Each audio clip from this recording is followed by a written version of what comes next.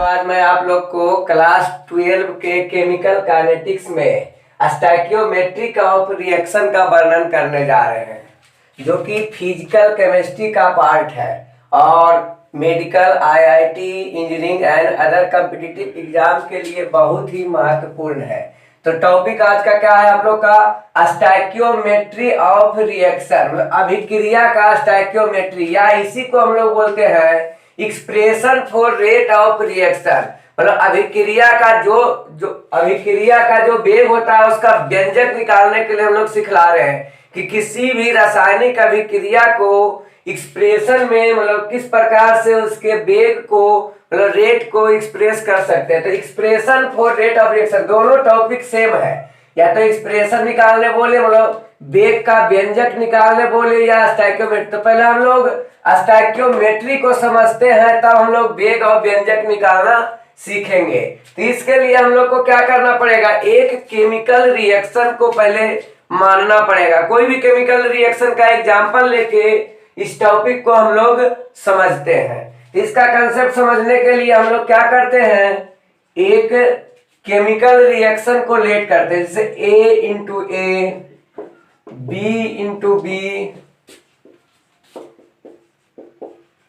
तो यहां पर कैपिटल ए और कैपिटल बी रिएक्टेंट है, कैपिटल सी और कैपिटल डी प्रोडक्ट है।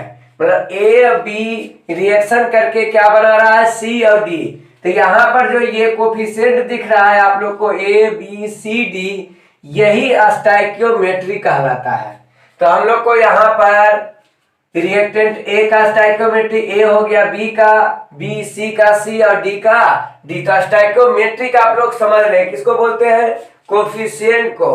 रिएक्टेंट या प्रोडक्ट के साथ जो कोफिशिएंट रहता है, गुणांक रहता है, उसको हम लोग क्या बोलते हैं? स्टोइकियोमेट्री। तो स्टोइकियोमेट्री के आधार पर हम लोग क्या निकालते हैं? Rate of reaction. तो यहाँ पर आप लोग को रेट केमिकल रिएक्शन में बतलाया था कि कोई भी रासायनिक अभिक्रिया होगा तो जो रिएक्टेंट रहता है, रिएक्टेंट कौन कौन है? ए है और बी है। तो रिएक्टेंट के कंसंट्रेशन डिक्रीज करता है, और प्रोडक्ट कौन कौन है? सी है और डी है। तो प्रोडक्ट का कंसंट्रेशन इंक्रीज करता है। तो रिएक्टेंट, दोनों रिएक्टेंट है ए और बी, तो दोनों का कंसंट्रेशन डिक्रीज करेगा, मतलब रेट ऑफ रिएक्शन नेगेटिव होगा। मतलब हम लोग क्या करेंगे? इसमें नेगेटिव सिंबल लगाएंगे, जबकि सी और डी का कंसंट्रेशन इंक्रीज करता है तो इसके रेट में पॉजिटिव साइन का प्रयोग करते हैं। तो यहाँ पर हम लोग देखते हैं तो ए और सी के साधारण में क्या होगी? कमी होगी, मतलब कंसंट्रेशन डिक्रीज होगा। तो किस रेट से डिक्रीज होगा वो हम लोग को पहले निकालना पड़ेगा, तब हम लोग समझेंगे expression for rate of reaction. तो पहले सिंगल सिंगल जितना भी टर्म है, A reactant B, product C, product D, तो ये चारों का पहले इसके अंतर्गत क्या क्या प्रोसेस हो रहा है उसके रेट को हम लोग निकालेंगे। तो ए के बारे में, ए जैसे घट रहा है मतलब इसका कंसंट्रेशन डिक्रीज कर रहा है, तो डिक्रीज करने का कोई रेट होगा, मतलब किस रेट से वो डिक्रीज कर रहा है, या किस, उसी को हम लोग बोलते हैं किस वेग से वो घट रहा है। इसमें भी किस वेग से घटेगा, ये बनेगा मतलब इसका कंसंट्रेशन इंक्रीज करेगा। तो किस रेट से इंक्रीज करेगा, तो ये दोनों इंक्रीज करेगा, ये दोनों डिक्रीज। तो डिक्रीज और इंक्रीज का पहले हम लोग रेट निकालते हैं, तब एक्सप्रेशन निकल जाएगा। तो हम लोग क्या देखते हैं? जैसे ए के बारे में हम लोग बोला जाएगा, तो यहाँ पर पहले देख लेते हैं ए comma B comma C comma D क्या है? स्टोइकियोमेट्रिक कोफिशिएंट है। इसको क्या बोलते हैं हम लोग? Stoichiometric coefficient. Stoichiometric coefficient. तो एबीसी क्या है? हो गया यहाँ पर स्टोइकियोमेट्रिक कोफिशिएंट। अब प्रत्येक टर्म को हम लोग इसके रेट को निकालते हैं। तो ए के बारे में क्या बोलेंगे? तो ए क्या होगा? डिक्रीज करेगा, उसी को हम लोग डिसएपियरेंस बोलते हैं। इसी को हम लोग क्या बोलते हैं? डिसएपियरेंस बोलेंगे। तो क्या लिखेंगे? Rate of rate of disappearance, rate of disappearance of A, rate of disappearance of A मतलब क्या हुआ? डिसएपियरेंस का मतलब होता है कमी होना, घटना या लुप्त होना, या इसी को हम लोग बोल सकते हैं क्षय होना या ह्रास होना। तो कितना नाम से एग्जाम में पूछा जा सकता है? बोलेगा कि अभिकारक ए में कमी का दर, या बोलेगा अभिकारक ए के लुप्ति होने का दर, या अभिकारक ए के घटने का दर, या अभिकारक ए के क्षय होने का दर, या अभिकारक ए के ह्रास होने का दर, या रेट ऑफ डिसएपियरेंस ऑफ ए। इसको इंग्लिश में मतलब डिफरेंस होने का रेट, रेट मतलब बेग या दर, बेग या दर। तो इतना नाम से हम लोग क्या कर सकते हैं? वो बोल सकते हैं घटने के क्रिया में जब कमी डिक्रीज होगा तब। तो डिक्रीज होने में तो ये क्या हो, यहाँ पर क्या हो रहा है? डिक्रीज हो रहा है, तो इसके रेट को हम लोग डी बटे डी टी, रेट जब भी निकालना रहेगा तो डी बटे डी टी। किसका रेट निकालना है? ए का रेट निकालना है। तो ए को हम लोग क्या करेंगे? स्क्वायर ब्रैकेट में डालेंगे, मतलब इसका मतलब होता है कंसंट्रेशन, सांद्रण। इसका मतलब होता है स्क्वायर ब्रैकेट क्या रिप्रेजेंट करता है? कंसंट्रेशन ऑफ ए, या हिंदी में सांद्रण ऑफ ए। तो यहाँ पर ये डिक्रीज कर रहा है तो इसका रेट क्या होगा? माइनस लगाएंगे। डी बटे डी टी हमेशा लगाना है। डी बटे डी टी जो है रेट को रिप्रेजेंट करता है। डी बटे डी टी जहां भी लगा हुआ रहेगा तो क्या बतलाएगा? Rate of reaction. तो ए के बारे में देखे, बी के बारे में उसी तरह से हम लोग को रह सकता है। यदि दिया रहे वो पूछेगा कि बी के बारे में भी इतना नाम से पूछ सकता है। बी बोलिए डिसएपियरेंस होगा कि एपियरेंस होगा? तो बी क्या है? रिएक्टेंट है, तो बी का भी डिसएपियरेंस होगा। बी में भी कमी होगा, बी घटेगा, बी लुप्त होगा, क्षय होगा, ह्रास होगा। तो बी के बारे में भी इतना घटना होगा, मतलब किसी भी नाम से एग्जाम में पूछ सकता है आपसे। तो क्या लिखेंगे? Rate of disappearance of B. यदि बी के बारे में बोला जाए, यहीं पर बी के बारे में बोला जाए, रेट ऑफ डिसएपियरेंस ऑफ ए, ए के जगह पर क्या निकालना रहेगा? बी के बारे में निकालना रहेगा। तो क्या निकालेंगे हम लोग? डिसएपियरेंस ऑफ बी के बारे में निकालेंगे। तो ये भी घट रहा है तो माइनस सिंबल, और यहाँ पर डी, यहाँ ए के जगह क्या रख देंगे? बी, डीबी बटे डी डीबी बटे डी। तो आप लोग क्या देखे? Rate of disappearance of A और rate of disappearance of B. B, A और बी रिएक्टेंट था इसलिए डिसएपियरेंस हुआ, लेकिन सी और डी प्रोडक्ट है तो उसमें एपियरेंस। अब यहाँ पर इसके इस ए और बी के रेस्पेक्ट में हम लोग रेट ऑफ रिएक्शन निकालेंगे। रेट ऑफ रिएक्शन कैसे निकलेगा? तो रेट ऑफ रिएक्शन, तो जब रेट ऑफ रिएक्शन निकालना रहेगा तो जो कोफिशिएंट रहेगा, मतलब स्टोइकियोमेट्रिक कोफिशिएंट रहेगा, उतना से क्या करना है? डिवाइड देंगे। मतलब जिसके ए के रेस्पेक्ट में रहेगा तो ए के रेट में इसके कोफिशिएंट से जब डिवाइड करते हैं तो वो क्या हो जाता है? रेट ऑफ रिएक्शन हो जाता है।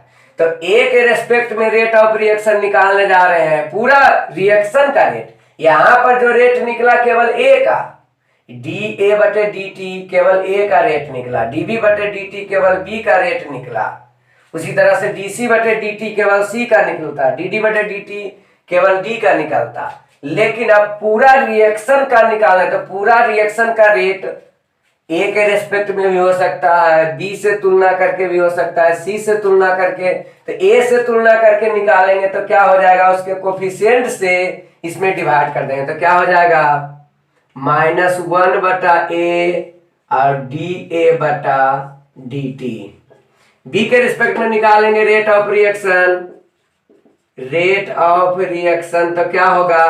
बोलिए इसका कोफिशिएंट क्या है? तो बी है, तो -1 बटा बी डी बी बटा dt। तो ये निकल गया, यहाँ पर b है। उसी तरह से c के बारे में बोला जाएगा तो रेट ऑफ डिसिप्रियंस हो रहा, मतलब लुप्त हो रहा था, ये एप्रियंस होगा या फॉर्मेशन होगा, एप्रियंस ऑफ ए या फॉर्मेशन ऑफ ए या बनने का दर या बढ़ने का दर, ये भी पूछा जा सकता है। तो बढ़ने का दर, तो यहाँ पर क्या हो जाएगा, एक ए तो बनेगा ही नहीं, फॉर एप्रियंस होगा किसका, सी का, तो सी का निकालेंगे तो क्या, तो एप्रियंस हो रहा है, फॉर्मेशन हो रहा है, मतलब इंक्रीमेंट हो रहा है। तो इसमें क्या लगाएंगे, पॉजिटिव सिंबल लगाएंगे। नेगेटिव क्या लगाते हैं, कमी के लिए, लुप्त होने के लिए। यहाँ पर क्या हो जाएगा, रेट ऑफ रिएक्शन निकालना रहेगा तो कोफिशिएंट से डिवाइड करना, ध्यान देना है। लेकिन केवल एक टर्म का रेट निकालना रहेगा तो उसमें डिवाइड करने की जरूरत नहीं है। तो केवल क्या लिखा जाएगा, dc बटे dt। उसी तरह से d का भी एप्रियंस होगा, तो d का एप्रियंस में क्या लिखेंगे, rate of appearance of d या d के बनने का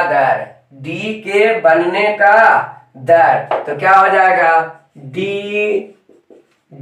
बटे dt। पॉजिटिव सिंबल ये दोनों बन रहा, ध्यान रखना, प्रोडक्ट में पॉजिटिव सिंबल और रिएक्टेंट में, ये दोनों रिएक्टेंट में नेगेटिव सिंबल। इसके रिस्पेक्ट में रिएक्शन यदि निकालना चाहेंगे तो रेट ऑफ रिएक्शन क्या होगा, रेट ऑफ रिएक्शन जब भी निकालना रहेगा तो ध्यान देना है क्या, कोफिशिएंट से डिवाइड करना पड़ेगा। सिंगल टर्म का रेट निकालने के लिए डिवाइड नहीं करना पड़ता है, लेकिन रेट ऑफ रिएक्शन, पूरा रिएक्शन का यदि रेट निकालना रहेगा तो उसमें कोफिशिएंट से डिवाइड, तो कोफिशिएंट क्या है, c है, तो क्या हो जाएगा 1 बटे c dc बटे dt। उसी तरह से इसके रिस्पेक्ट में निकालेंगे, रेट ऑफ d के रिस्पेक्ट में निकालेंगे तो क्या हो जाएगा 1 बटे d dd बटे dt। तो ये हमारा क्या निकला, रेट ऑफ रिएक्शन अभी निकला सबके रिस्पेक्ट में, सिंगल का निकला, और तो सभी 1 2 3 4 1 2 3 4, तो सभी क्या है, रेट ऑफ रिएक्शन है, तो सभी तो आपस में बराबर होगा। ये भी है पूरा रेट का रिएक्शन, ये भी पूरा रेट का रिएक्शन, ये भी पूरा रेट का रिएक्शन, ये भी पूरा रेट का रिएक्शन। तो ये चारों आपस में क्या होगा, बराबर होना चाहिए, क्योंकि सभी एक ही रेट के रिएक्शन को बतला रहा है। जैसे हम किसी मैथ को बनाएंगे, सही बना दिए तो नंबर जितना आंसर आया, आप भी सही बना दीजिएगा तो मेरा आंसर और आपका आंसर दोनों सेम होना चाहिए। तो यहाँ पर भी ए के रेस्पेक्ट में रेट ऑफ रिएक्शन निकालिए, बी के रेस्पेक्ट में रेट ऑफ रिएक्शन, सी के, तो सभी ए बी सी डी सब अपना अपना रेट निकाला, तो सभी आपस में क्या आना चाहिए, बराबर आना चाहिए। क्योंकि एक मैथ को कितना ही बच्चा बनाएगा, सही यदि बनाता है तो सबका आंसर क्या आएगा, सेम आएगा। तो यहाँ पर भी हम लोग क्या देखते हैं कि ये रेट ऑफ रिएक्शन, ये चारों क्या होगा, आपस में बराबर होगा। तो इसको हम लोग मिटाने जा रहे हैं। आप लोग कॉपी में जरूर उतार लीजिएगा इसको समझने के लिए। अब यहां से देखते हैं हम लोग, क्या यहां पर था a इंटू ए और b इंटू बी, यही रिएक्शन हमारा। तो रेट एक्सप्रेशन अब हम लोग का क्या बनता है, एक्सप्रेशन ऑफ रेट, मतलब अभिक्रिया का वेग व्यंजक, expression for rate of reaction, expression for rate of reaction. तो क्या करेंगे, चारों को बराबर कर देंगे, वही मेरा एक्सप्रेशन बन जाएगा। तो क्या लिखेंगे, तो रेट को पहले हम लोग लिखते हैं dx बटे dt, dx बटे dt रेट का सिंबल होता है। तो ये dx बटे, या इसी के जगह पर हम लोग रेट भी लिख सकते हैं, रेट ऑफ रिएक्शन लिख देते हैं यहाँ पर। तो रेट ऑफ रिएक्शन बराबर क्या क्या आ सकता है, तो -1 बटा ए da बटे dt पहला लिखे हैं। b को देख के बोलिए, -1 बटा बी db बटे dt। c को देख के बोलिए क्या होगा, 1 बटे c dc बटे dt, d के रिस्पेक्ट में 1 बटा d dd बटा dt। तो ये क्या हो गया, ये पूरा का पूरा रेट ऑफ एक्सप्रेशन हुआ, मतलब expression for rate of reaction. तो रिएक्शन का एक्सप्रेशन इस तरह से हम लोग लिखेंगे। तो क्या ध्यान देना हम लोग को, सिंगल सिंगल का रेट लिखा, एक ही पॉइंट हम लोग को समझना है, केवल सिंगल सिंगल का रेट निकालना रहेगा तो कोफिशिएंट से डिवाइड नहीं करना है, और पूरे रिएक्शन का रेट निकालना रहेगा, मतलब रेट एक्सप्रेस पूरे रिएक्शन का रेट निकालना रहेगा तो कोफिशिएंट से हम लोग को क्या करना है, डिवाइड करना है। यहाँ पर ए, तो डिवाइड करना, तो ये आप लोग सीखे। अब इस पे आप लोग को एग्जाम्पल सिखलाते हैं। बहुत सारा कोई भी केमिकल रिएक्शन को आप लोग रेट ऑफ एक्सप्रेशन के रूप में कर सकते हैं, जैसे हम लोग लेकिन रिएक्शन क्या होना चाहिए, बैलेंस रिएक्शन होना चाहिए। बैलेंस और अनबैलेंस रिएक्शन जानते होंगे आप लोग, संतुलित और असंतुलित अभिक्रिया। तो पहले अभिक्रिया को संतुलित कर लेना है, मतलब बैलेंस कर लेना है, तो आप लोग को ये फॉर्मूला लगाना है। जैसे एक एग्जांपल लेते हैं हम लोग, first example H2 plus I2 2HI, ये रिएक्शन बना।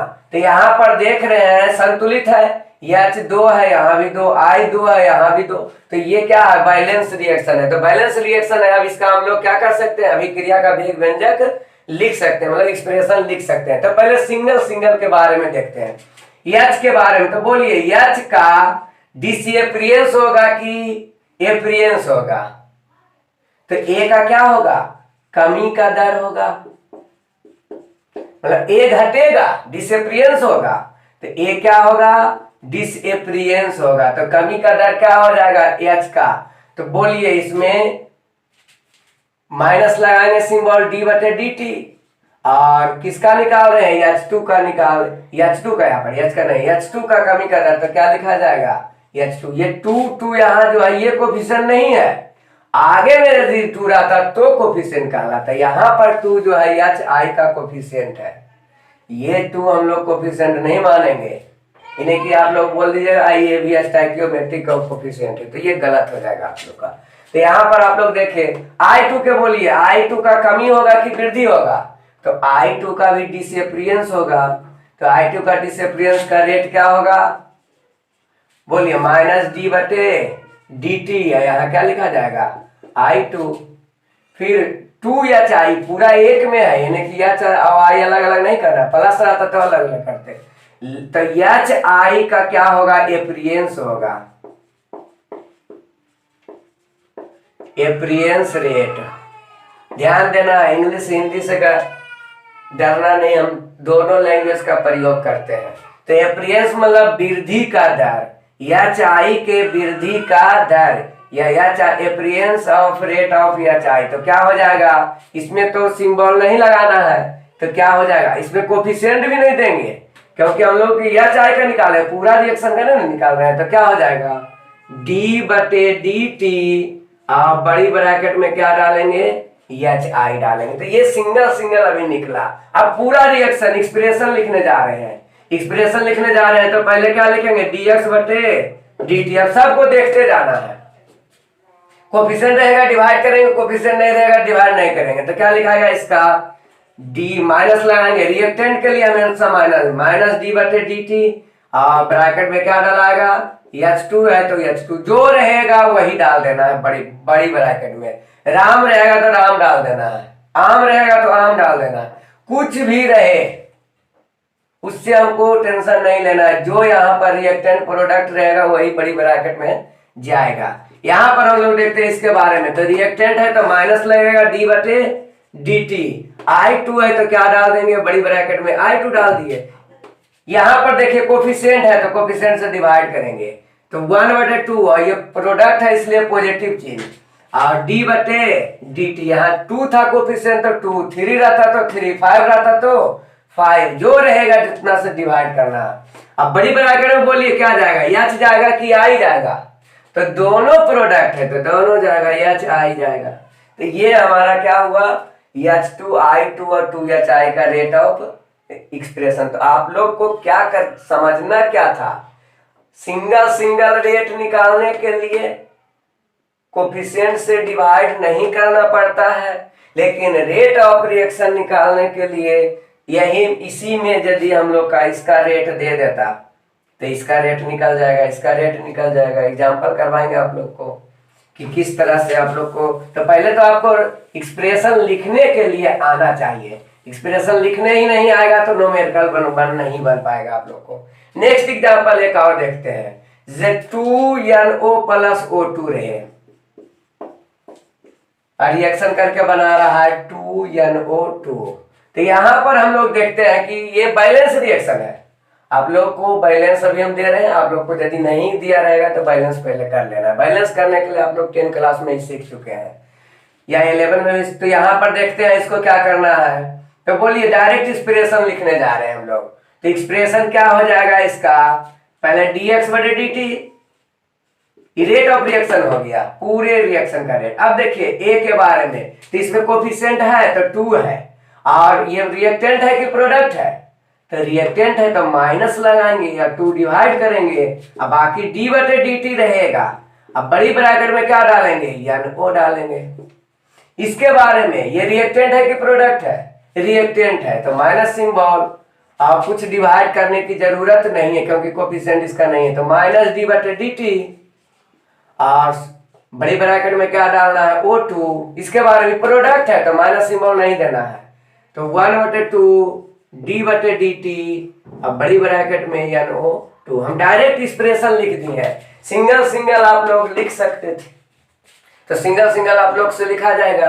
और फिर ये तो इस तरह से कोई भी रिएक्शन आप लोग को दिया हुआ रहेगा तो आप लोग क्या कर सकते हैं, बना सकते हैं।